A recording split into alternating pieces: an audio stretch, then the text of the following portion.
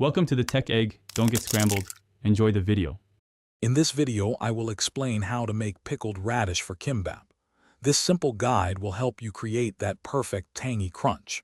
We'll start by selecting the right radish and preparing it for pickling. Then, we'll mix up a quick and easy brine using common pantry ingredients.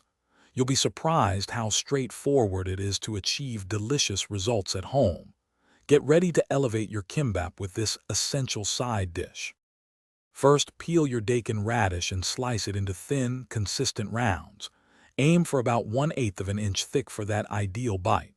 Next, in a saucepan, combine 1 cup of white vinegar, 1 cup of sugar, and 1 teaspoon of salt. Gently heat this mixture, stirring until the sugar and salt completely dissolve. This creates the perfect sweet and sour base for your pickled radish. Let the brine cool slightly before the next step. Hey everyone, if you're enjoying this easy guide, please hit that like button and subscribe for more delicious recipes.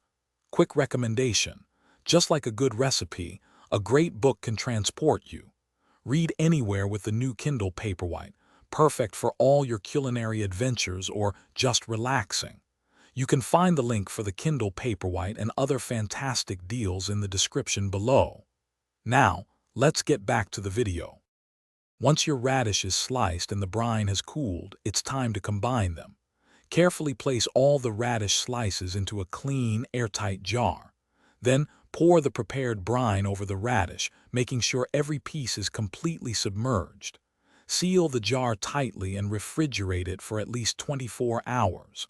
The longer it sits, the more flavorful and vibrant your pickled radish will become. It's truly that simple. Thanks for watching. Consider subscribing if I helped unscramble your problems.